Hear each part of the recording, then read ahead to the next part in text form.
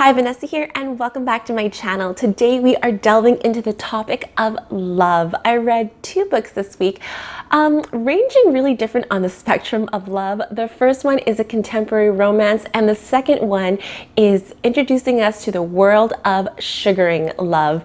And if you have no idea what I'm talking about, I'm about to rock your world. If you are new to my channel, I read about 1 to 2 books a week that I love to share with you. So if that sounds like something you like, please subscribe and hit that like button. So let's get into the world of sugaring. I picked up The Arrangement by Robyn Harding. Robyn Harding is a new author find for me, and I picked this up because I saw it on Bookstagram and the synopsis was so unique for me. If you don't know what sugaring is, it's when sugar babies and sugar daddies make a relationship and kind of give each other what they need. So for example, a sugar baby might be someone who is in their early 20s looking for financial support to either put them through school or to achieve a dream that they really want. And a sugar daddy is someone who is older, probably in their 40s, 50s, 60s, who is successful and has the financial means to support their sugar babies. And they find each other on a website and they meet each other to see if they kind of gel, and then they come up with an arrangement.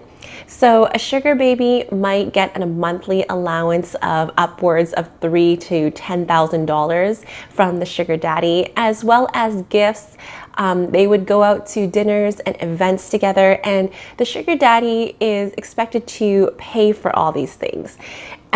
Yeah, I know what you're thinking. Wow, amazing for the sugar baby.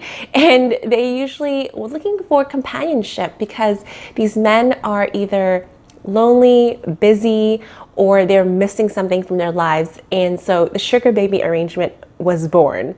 When I understood that concept and Robyn Harding had written a book about it, I really wanted to see what her perspective on the sugaring world was. And so she introduces us to Natalie, who is a struggling artist student in New York, and she can barely make her rent. She is hiding from her roommates because she owes them money for bills, and she's working at a shitty job where she can barely make ends meet. And so when she runs into her classmate who has the latest bags, the latest fashion trends, she lives in a penthouse in New York, she was like, how do you do this? How do you afford all this? And so her friend kind of let her in on a secret that she is a sugar baby. And Natalie at first is kind of like, you know what, I'm just gonna go on a few dates till, I'm back on my feet. And she kind of justifies to herself, I won't do anything that I don't want to do. And her friend basically gives her the 101 on sugaring. And this is something really interesting because there are sugar daddies, but then there are also Splenda daddies and salt daddies.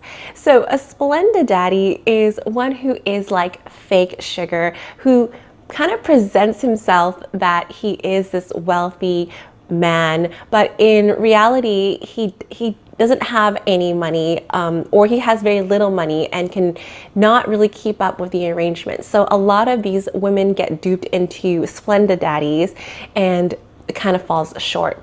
On the flip side, a salt daddy would be one that says that they have money, but they kind of skip out on you, they take what they want from you and they never pay you. So she's giving her the 101. And Natalie is cautious at first, but she meets Gabe, who is a wealthy lawyer. And the story is told between Gabe and Natalie's perspective, which I found really unique because I wanted to know about the sugar daddies and what their drive for doing something like this would be, and also the sugar baby. And so in the end, somebody is murdered, and we're trying to understand how they get there. So there's a lot of delicious elements. There's murders, there's sex, there's this darker side of escorting, sugaring, and also a lot of judgment from the public when they find out that Natalie is a sugar baby. So this was really interesting for me. I think that the steamy parts were really clean. I was expecting more, especially from this sugaring concept. And even though the book is pretty solid, pretty standard, I wish that there was more details into this lifestyle, or a little bit of more insight. Because what happened is, I find that this was a very character-driven book. It was character-driven based on Natalie and Gabe. And even though it was interesting, I still wanted to know a little bit more, just because I found this concept so fascinating.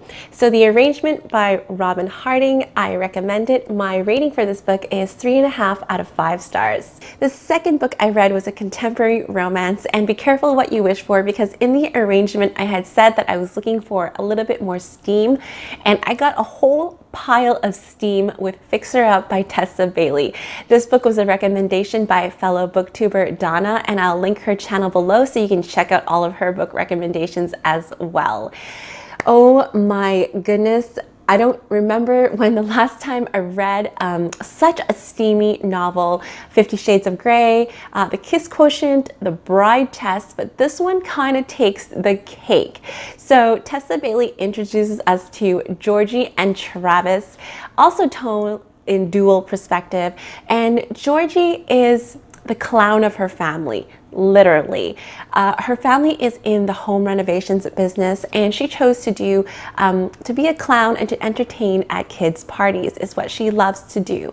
And Travis is a professional baseball player that got an injury and is back in his hometown feeling sorry for himself because of all his glory days. And Georgie has always had a huge crush on Travis since she was a little kid, because her brother and him are best friends. And now that she is an adult and Travis is back, she's trying to help him, you know, build up his pride and confidence again. And Travis has always viewed Georgie as just his best friend's kid sister. We know this trope, we've seen it, but I always love when people realize that they love each other. And this is really interesting because Georgie wants to expand her business and she wants to be taken seriously, but who can take a clown seriously? And not her family, certainly. And Travis wants to be known more than just your has-been baseball player. And so they devised this, you know, scheme to be fake dating to help each other's, you know, reputations and make it credible. But there is a lot of chemistry and tension between them. And these are the kind of tropes that I do like, because I like seeing the transition from like, oh, I didn't know that we love each other, to like, I am so into you. And this happens pretty early on in the book. And wow. I want to say the steam factors again, you've been warned, it is very steamy. I was reading it on my e-reader at home and no one was around, but I still felt like I needed to look around. And you know how you just feel like people can read what you're reading and you're like slightly embarrassed? That is how I felt when I read this book. This book is going to be a series. This is the first in this series. So if you like contemporary romance series, then you definitely want to pick up this book.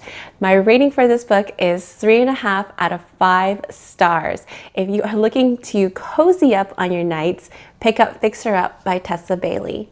And I do want to express thanks and gratitude to Linda's World of Books and I Read Past My Bedtime for giving me a shout out on their channels and bringing awareness to my baby book channel. Thank you ladies so much. I'm going to link their channels below so you can go and check them out as well. So I'm currently working on my vlog of reading the God Game, which I'll keep you updated about. It's already so interesting that I can't wait to share it with you guys.